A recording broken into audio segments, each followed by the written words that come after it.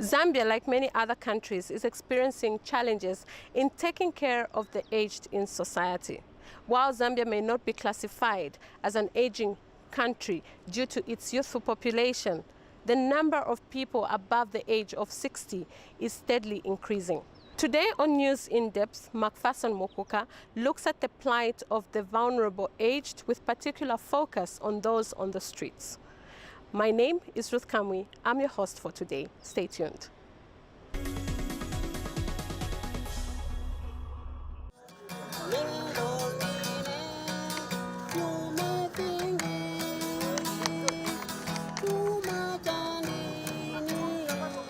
Zambia has one of the fastest growing populations in Sub-Saharan Africa. The population has been growing at a rate of about 3% per year from the early 2000s to date. This is an increase over the annual rate of population growth of 2.4% per annum recorded in the 1990s. The population of Zambia, like global and regional populations, is undergoing unprecedented experiences of aging.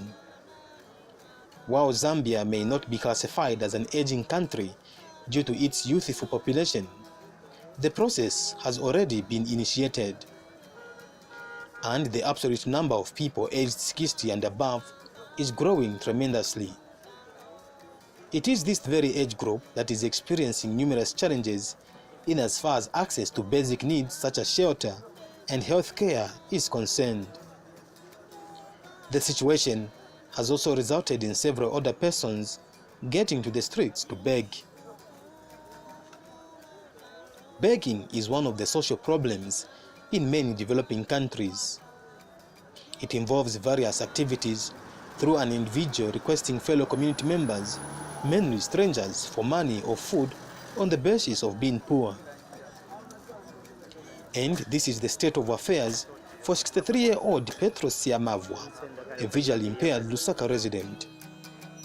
He takes to the street daily, playing his guitar whilst asking for alms from members of the public that flock to Lusaka's central business district. Mr. Siamavwa has been asking for alms for the past 6 years. 6 years ingakwane. I've been coming here for the last 6 years. I come here to look for food.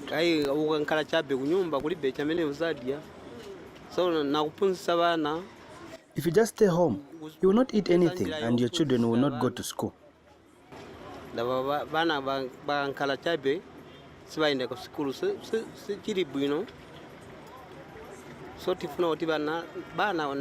want my children to go to school. This is why I come here. But so nakudia. So street. A number of elderly people flock to various locations in Lusaka's central business district. This is despite the crowded space around the CBD, mainly with its busy business community, characterized by heavy traffic. Some are found under the bridge in Kamala area, while others sit near the curfew roundabout. They have similar reasons for getting out to these busy streets. I pay rental because I have no house of my own. No one helps me to pay for my children's school. I use the same money from here to pay for their school fees and use some for home needs like food. I am 73 years old, but because of lack of people to help me, I come here to beg. I have nothing because government's help is not enough. I get 180 kwacha per month. One of the challenges facing Zambia today is to reduce poverty and economic inequality among the vulnerable families. The Civil Society for Poverty Reduction, CSPR, says poverty itself has contributed to the number of the aged going to the street to ask for alms. No one with human dignity would really want to spend the entire day on the streets begging without knowing who's going to see you. That is a loss of dignity, that is a loss of respect, a loss of pride. So really we should look at people don't end up on the streets, especially the elderly on the streets to beg by choice. No, I think they end up on the street due to push factors, not really that there's any incentive which is attracting them on the streets. They also at the end of the day need to afford a proper meal. They need to afford decent clothing. And they've got no option but to fall back on the very society which has raised them for 60 years plus for help. Prioritizing and implementing programs for older persons in the country is vital because long-term caregiving can be seriously expensive. This is because, for the most time, healthcare is expensive and time-consuming. The causes of begging are multidimensional. They can be socio-economic, health, and other factors or events. As an elderly person, unless you can find the kind of support you need, there is a good chance that your family will be stretched. And various organizations feel if the number of senior citizens continues to increase on the streets, it will bring many challenges for both the government and its stakeholders. Families and Nations is an organization that champions for a stable family structure which cares for all its members regardless of age. The organization is concerned with a break in the family structure, especially the extended family unit. The extended family structure has slowly lost its strength. It has been weakened. And so we need to have a system there where people can now start to remember that where we are coming from, we need to carry on the link. We cannot forget our grandparents just because we are in the third generation. The nuclear family has sort of come to be priority compared to, for example, the extended family. In that instance, therefore, that is why we're emphasizing that the breakdown of the extended family, probably because of the cost of living, which has significantly goes up, people are probably paying more money than they used to pay for school. There are very few social welfare assistance programs which are there to help the poor out, to send the children to school, to help the elderly, and therefore people are sort of shunning away from responsibility outside their original nuclear families and preferring, for example, to not support the extended family. But what are the contributing factors leading to these elderly people to turn to the streets? I had an interaction with 3 elderly persons I met on the street. This is what they said.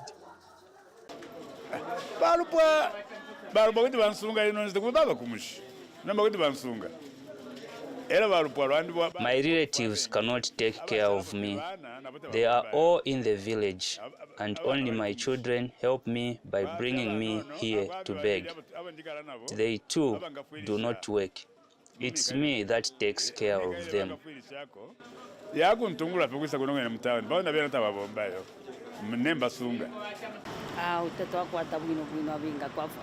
have no one to take care of me. Imagine having relatives who, for the past 10 years of my begging here, have not done anything to help me. So begging is the solution. I have my wife here, but my relatives are in the village. I tried to live with them, but they were not taking care of me. So I came here.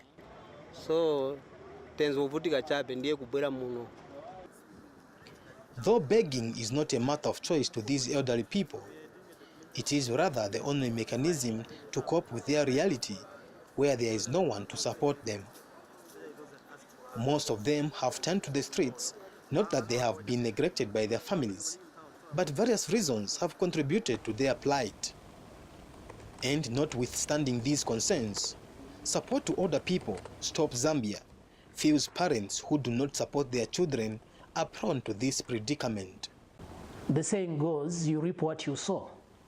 So if I, as a parent, do not take good care of my children, do not provide for them, when they grow up and I need their support, they may not be willing or kind enough to actually want to take care of me in turn, because I didn't take care of them. But it's not all the cases. I think we need to be very careful about that. It's not in all cases that these older persons on the streets are there because they did not take care of their children, and therefore the children have decided to kind of revenge. However, Families and Nations Executive Director Judith Mwila feels otherwise. She is of the view that regardless of the difficulties the children went through, it is important to honor their parents. Families need to plan for the future. How are we going to take care of our parents?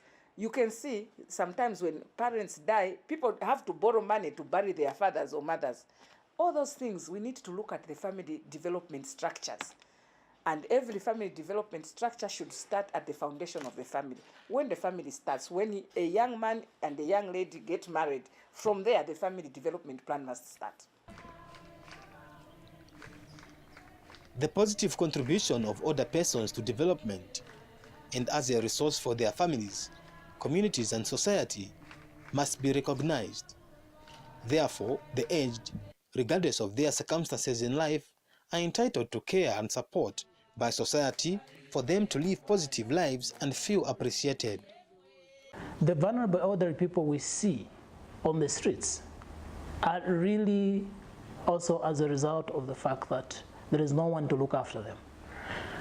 And both on the part of family, but also on the part of government in terms of having a system and programs that would adequately take care of the needs of older people. They've nowhere to get food from, they've nowhere to get even an income for other basic needs, even to access, important basic services such as health. The challenges these senior citizens face on the streets are many. Joyce Chibuye and Petros Siamavwa now shares their experience. They shout at me. Even when they give me a coin, they shout at me. But there is nothing I can do for now.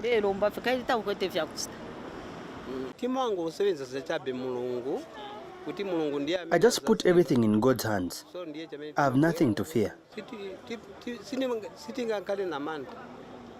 Adding to the fears and insults the two have to endure every time they go out begging, the handouts are not even enough to cater for their needs. Whatever God has given you, you get and you buy food for the children. Sometimes the merciful ones do buy me meal, and the day passes like that. This is the life I lead.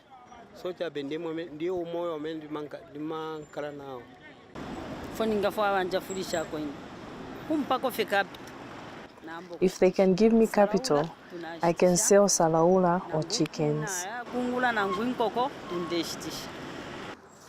Alms might be a gift of money or food, but primarily it is a gift of mercy to a person in need. Not only does alms giving create an expectation that would show mercy to others, but also that others would show mercy to the giver. But should alms giving be encouraged? CSPR argues that there is literally nothing wrong to give, basing its dispute on grounds that Zambia is a Christian nation. And I think the whole discussion as to whether alms also promotes begging, it's important that as a country we understand it in different contexts. And the majority, trust you me, of the elderly people end up on the streets. No elderly person can today wake up from Mississippi and walk with a grandchild to go on the streets when it's raining and start begging because there is a benefit. If I told there was anything to help them out with, something must be done. So I'm saying, no, we shouldn't continue giving to the people who are begging on the street. And what we should look at is to request for the government that to address those problems so that there will be no need for us to continue giving. But at the end of the day, the situation we find ourselves in, let us so in our communities help the elderly in one way or the other in which we can. But for families and nations, encouraging members of the public to give alms to the vulnerable encourages people to continue begging. I think that what also makes it worse is the giving. Because if somebody knows that when they go on Cairo Road, today they will come back with 50 kwacha, tomorrow they go back, they come back with 70. So they feel, oh, it's an income. It is not good to give alms, especially when we know these people are regulars. There are times when you find someone is clearly in a dilemma, they are in a crisis. But I think that this is where structures such as police should come in, health services should come in, and community service itself. There must be a deliberate process. It should be part of their work. Go on the street and clear some of these people. Government is privy to these challenges facing the vulnerable families, including the elderly. Among the several interventions it has developed to help the vulnerable aged is the establishment of the old people's homes and aftercare services, which are transitional homes for the vulnerable. This is done under the means of community development and social services, like this home in Matero Township. In terms of relations, I must tell you that as a department and a ministry as a whole, we would not like to institutionalize persons that are vulnerable. Placing people in institutions is a measure of last resort. What we would like to do as a department and as a ministry as a whole is to ensure that persons grow up and live within communities and within families. So the ones whom we have here, most of them do not have traceable relatives. Access to decent shelter is every person's dream, regardless of their social status.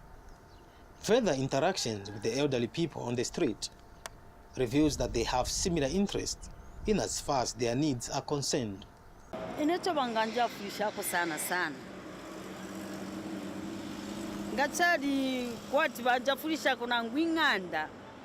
What I really need is a house. That way I would even stop coming here to beg, or anything that would be easy for them to give me.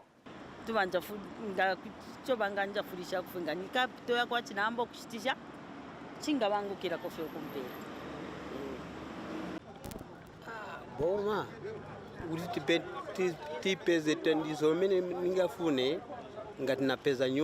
The help I need is to have a house, even a 2-room. Then whatever I will be making, my wife will use it to start a business.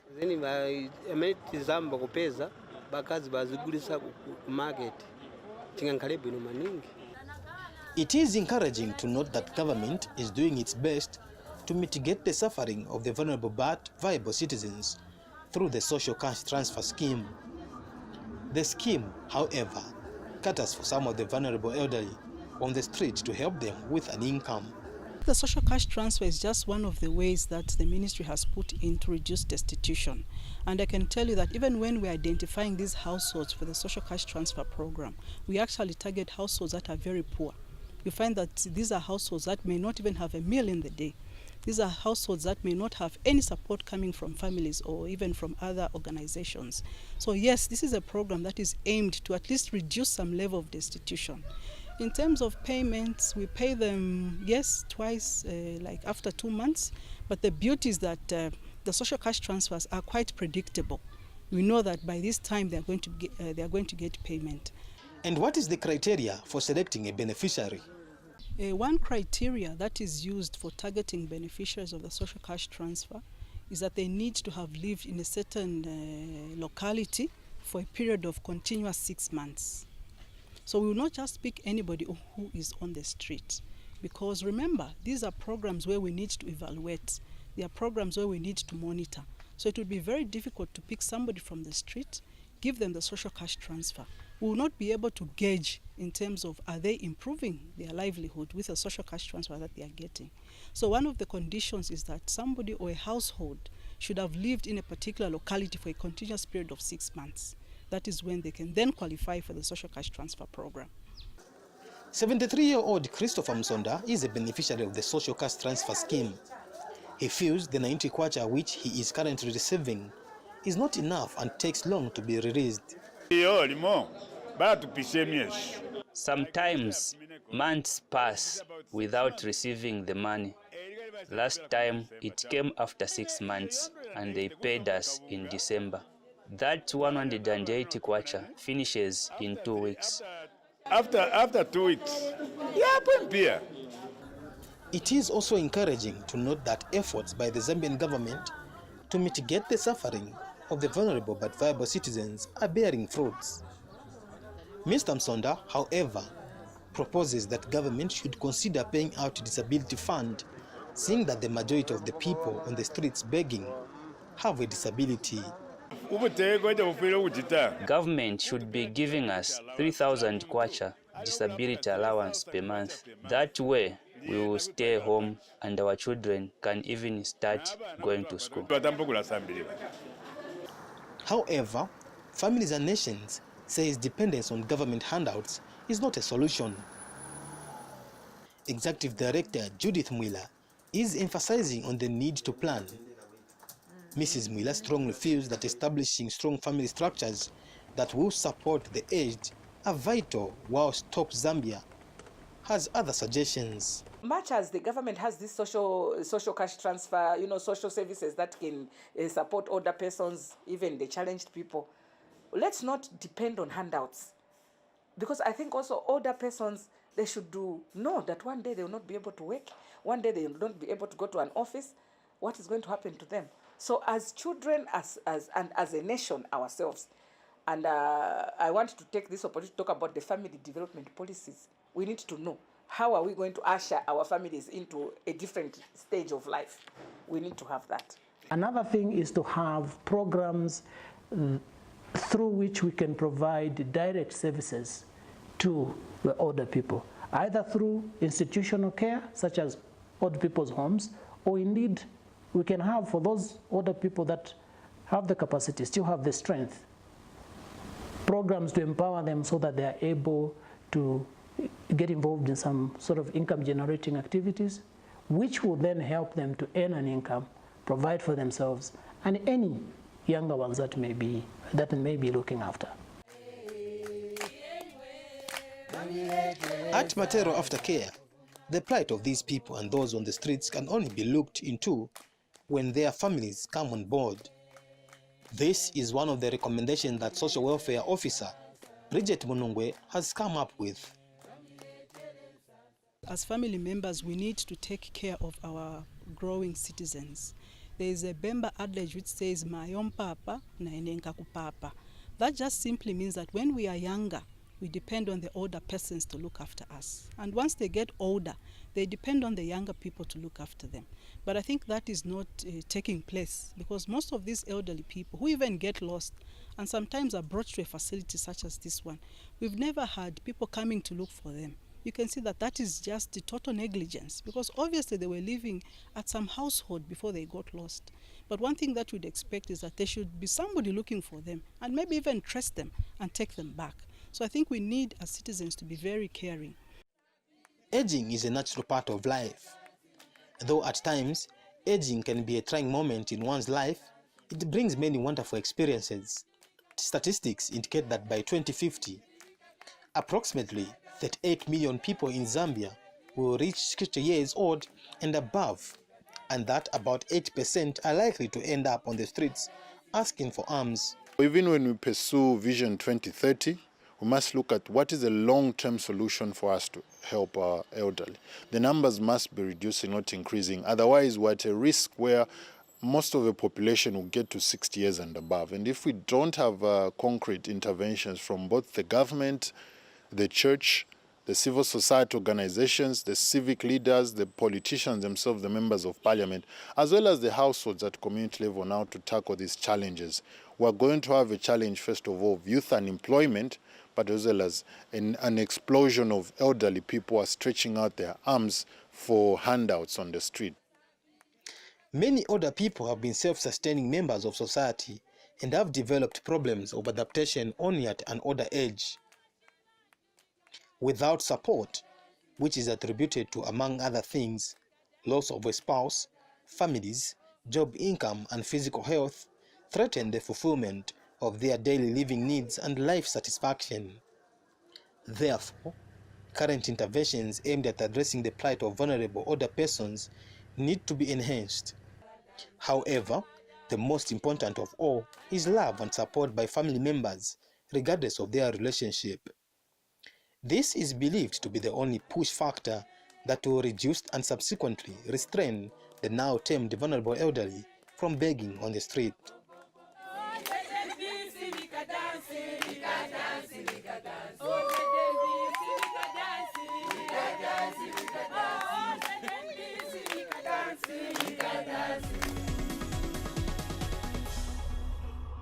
Well, that's all the time we had on this particular edition of News in Depth, where Macpherson Mukuka was looking at the plight of the vulnerable aged with particular focus on those on the streets.